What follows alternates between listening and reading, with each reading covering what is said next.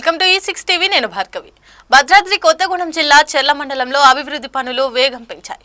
Maoist ప్రభావిత ప్రాంతాల్లో ఆదివాసీ ప్రజలకు విద్య, వైద్యం, రవాణా వంటి కనీస సదుపాయాలను అందించేందుకు ప్రభుత్వం ప్రత్యేక చర్యలు తీసుకుంటుంది.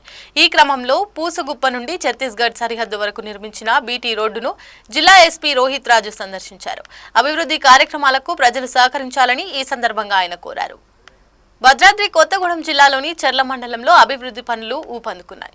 నిషేధిత మావోయిస్టు ప్రభావిత ప్రాంతాల్లో నివసించే ఆదివాసీ ప్రజలకు విద్య, వైద్యం, రవాణా సౌకర్యాలు అందించడమే తమ లక్ష్యంగా ప్రభుత్వం చేపట్టిన చర్యలో భాగంగా చెర్ల మండలంలోని పూసగుప్ప గ్రామం నుండి ఛత్తీస్గఢ్ రాష్ట్ర సరిహద్దు వరకు నిర్మితమైన 2 కిలోమీటర్ల బీటీ రోడ్డును జిల్లా ఎస్పీ రోహిత్ రాజు ఐపీఎస్ ఈరోజు సందర్శించారు.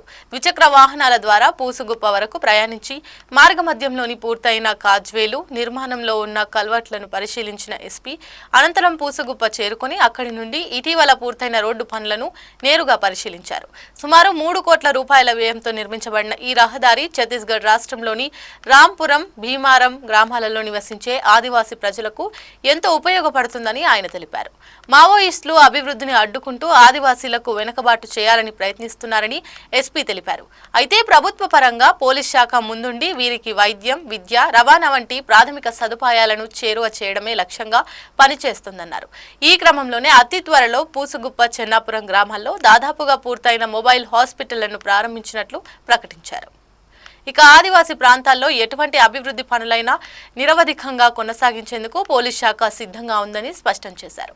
తెలంగాణ ప్రభుత్వం అమలు చేస్తున్న పునరావాస పాలసీకి ఆకర్షితులై ఇప్పటికే మావోయిస్టు పార్టీలో పనిచేస్తున్న అనేక మంది లొంగిపోయారని తెలిపారు.